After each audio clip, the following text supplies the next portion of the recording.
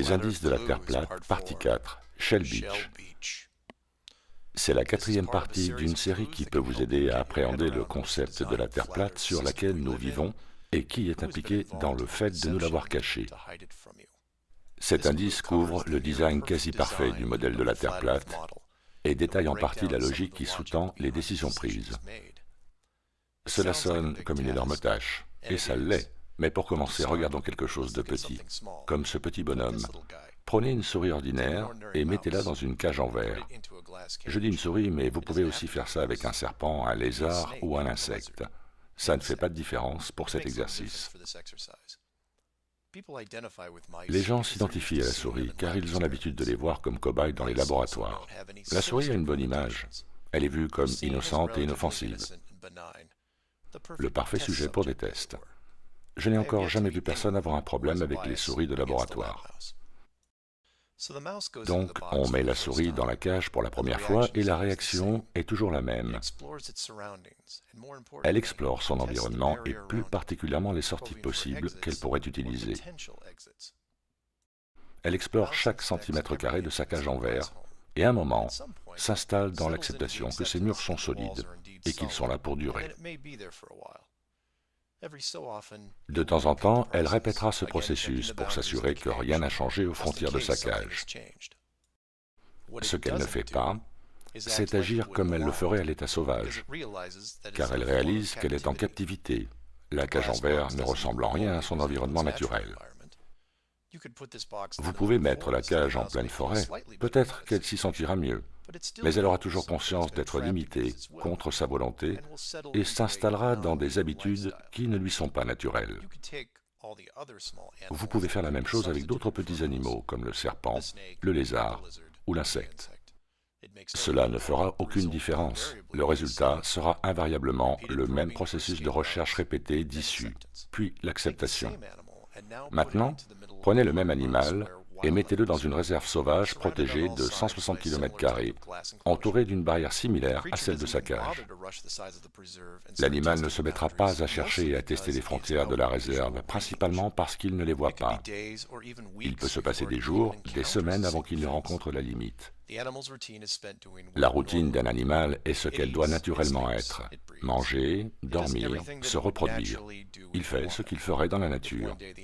Si un jour il s'approche de la barrière, il se peut qu'il soit curieux, mais toute anxiété sera vite dissipée dès qu'il retournera dans la vaste étendue sauvage d'où il est venu. Une clôture dans une réserve ne pose pas de problème aux animaux, car sa taille est minuscule par rapport à l'étendue de la réserve, donc s'y attarder n'a pas de sens. On assume ici que la clôture est suffisamment haute pour décourager les bêtes à plumes de s'échapper, profonde pour barrer le passage des rongeurs, et pour hermétiquement clore toute étendue d'eau, bloquant le passage des animaux aquatiques. Le point important ici, c'est que toutes les créatures vivant dans cette grande réserve protégée ne seraient pas du tout gênées par la clôture si elles la rencontraient. Toutes, à leur manière, auront un haussement d'épaule et continueront avec leur vie. Par contre, si vous prenez un humain, homme ou femme, et ce, quelle que soit leur éducation, et que vous les mettiez dans la même réserve, la réponse est totalement différente. Quand l'humain approche de la clôture, il ne la voit pas comme une distraction. Il s'arrête, il se demande, et plus important, il se pose des questions à lui-même ou aux autres. Pourquoi une clôture ici? Jusqu'où va-t-elle? Peut-on creuser dessous, ou passer par-dessus, ou la contourner? Vous pouvez imaginer le type de questionnement. Mais au bout d'un moment, une question plus pressante va prendre la tête de la liste. Qui l'a construite?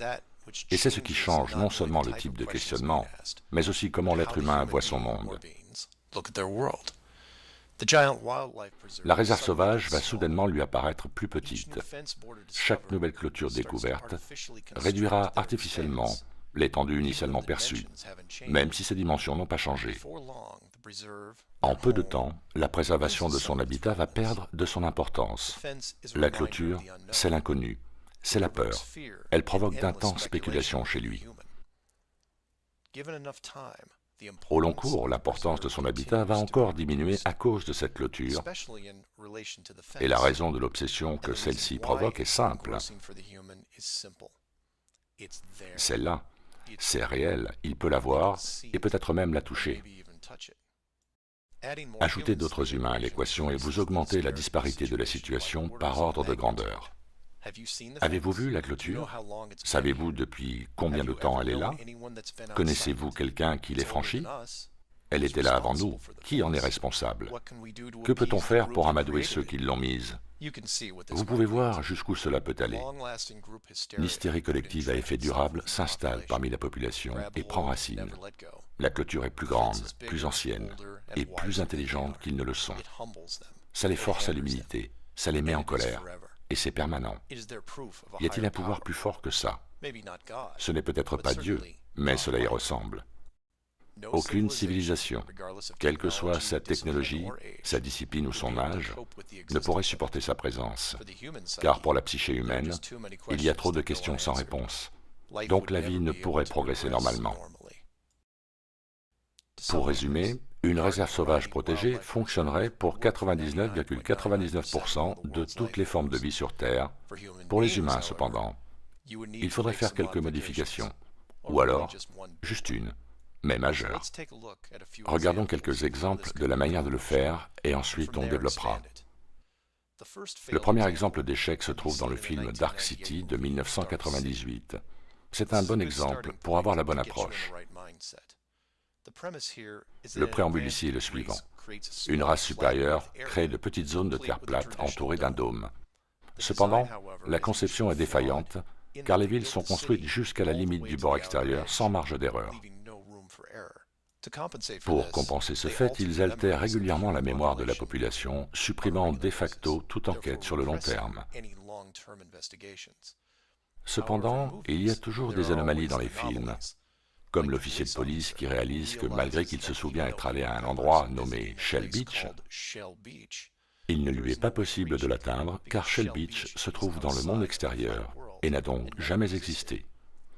Il ne cesse de tourner en rond dans cette ville circulaire sans issue. À la fin, un autre homme, le héros du film, arrive à l'extrémité du dôme, s'empare de la technologie des êtres supérieurs et crée un océan qui aurait dû se trouver là. Passons maintenant à un film sorti juste 4 mois plus tard, appelé The Truman Show. Immanquablement, tous les adeptes de la Terre plate auront un vif intérêt pour ce film d'un point de vue technique. Le scénario est dans les grandes lignes identique à Dark City, mais d'une manière beaucoup plus réaliste. Un plateau de télévision géant, construit de telle sorte que le monde extérieur puisse observer une personne mener sa vie, sans savoir qu'elle vit sur une Terre plate entourée d'un dôme. Ce film a plusieurs niveaux d'intérêt, dont l'architecture. Utilisant le modèle existant d'une petite ville bordée d'un côté par un grand lagon et une nature sauvage, et de l'autre par un océan en apparence immense. Bien que mieux que celle de Dark City, elle a ses défauts. Le premier est qu'elle ne dépasse pas 32 km de large, et que, malgré que le désir de Truman de voyager était réprimé, il y avait toujours une possibilité qu'il puisse s'aventurer sur les bords, ce qui est la fin du film. Mais ça a marché, car Truman croit au scénario. Il y est né et a vécu 30 ans, sans se douter de quoi que ce soit, ce que l'on peut dire de chacun d'entre nous. Et s'il n'y avait pas eu d'erreur dans le scénario dont le studio a été victime, alors le show n'aurait jamais cessé. Cela crée des scénarios hypothétiques, comme le nombre d'enfants que Truman aurait pu élever à l'intérieur du dôme. 10, 50. En termes de logistique, cela peut être problématique de surveiller autant d'enfants, surtout lorsqu'ils grandissent. Mais avec assez de dextérité, cela peut se faire.